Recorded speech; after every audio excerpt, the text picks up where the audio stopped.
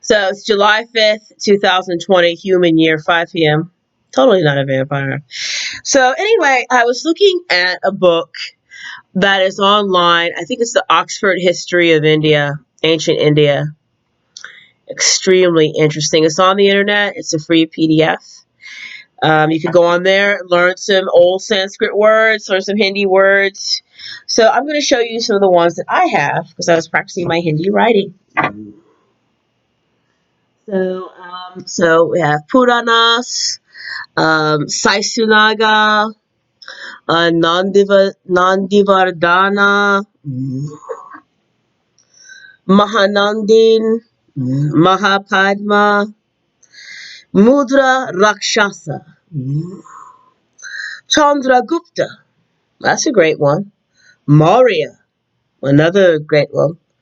Chanakya, Kautilya. So, I could go on and on. Really, it's really interesting because I try to build my own vocabulary and not just what the books offer, because the books don't, to me, really touch on what the essence of the language is. And since the history of the essence of the language is embedded within what the true meaning is linguistically, but then it's not necessarily, to me, translated like it should be for, native people. They give you another translation. Israelis do the same thing.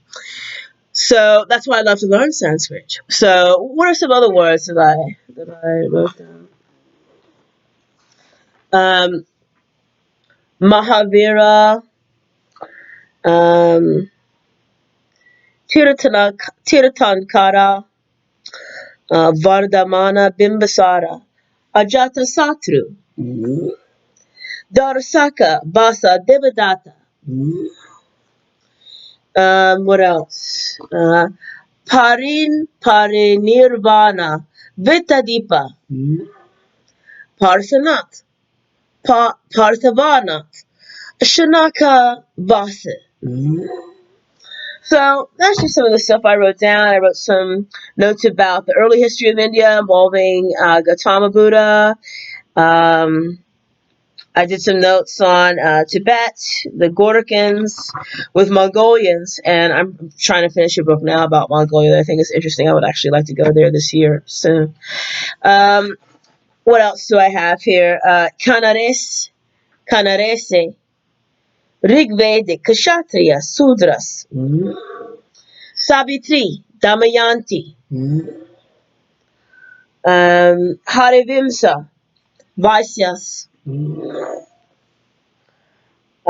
pre-Mohammedan effects of Mohammedan conquest, peace be upon him.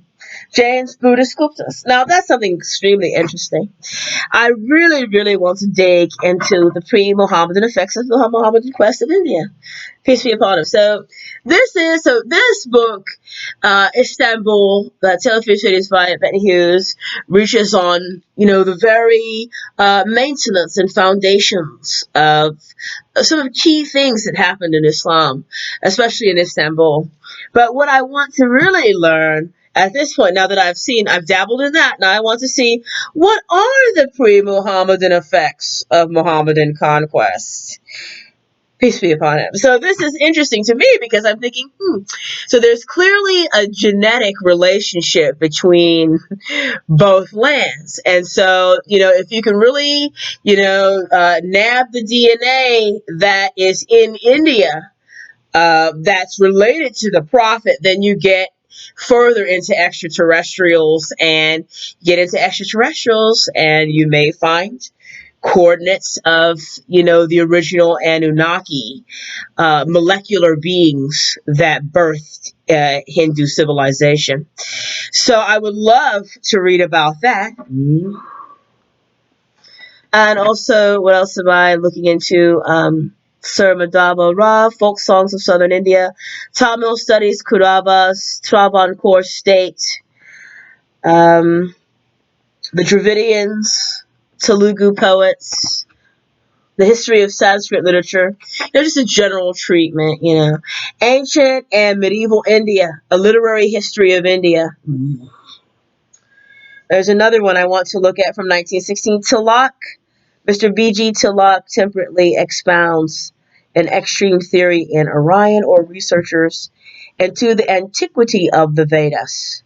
City of Kusumapata of the Ganges. Muzaffarpur district of Bihar, north of the Ganges. Pataliputra. See? Pataliputra. So anyway, what else did I want to say is that I enjoy reading British literature and British studies and French studies on their documentation and perspectives on India.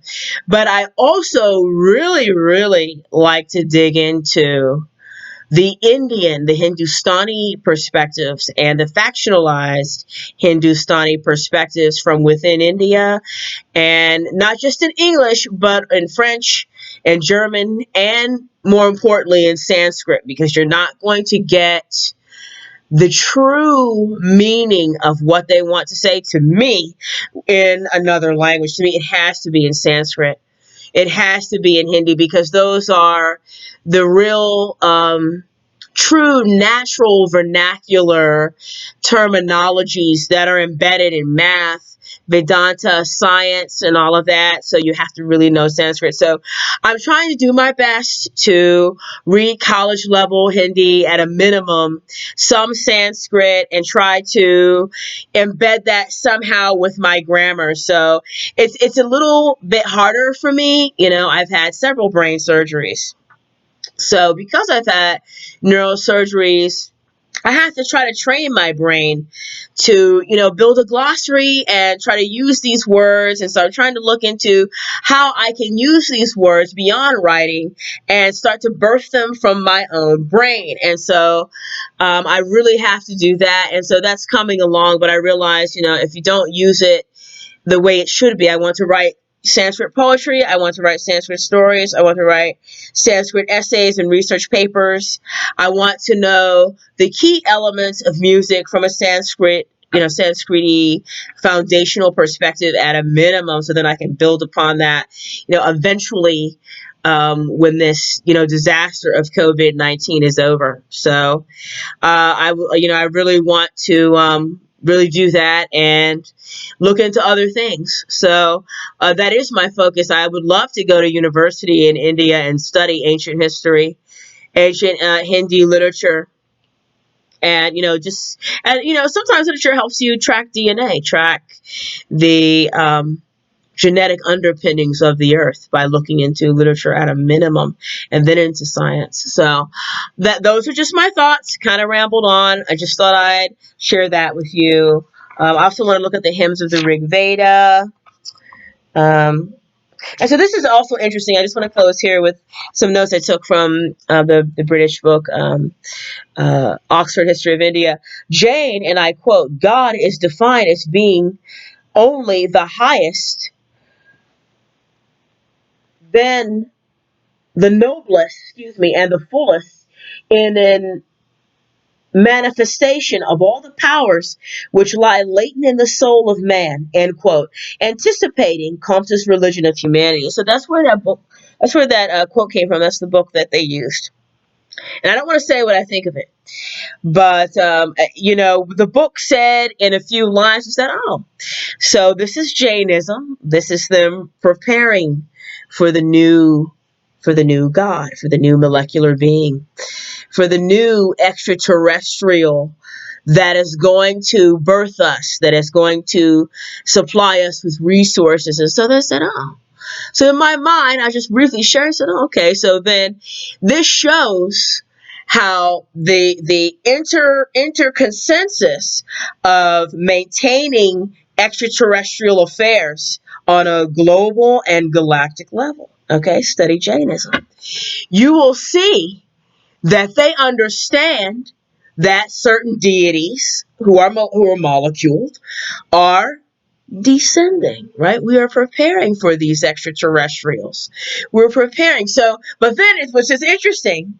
If you study monkeys, okay, and study snakes and study animals and how they behave, and how certain groups of genetic peoples descend from certain groups of animals, right? So, for example, okay, Constantinople, Istanbul, okay, there are a lot of canine life. Okay, they're not only, okay, there's some reptilian.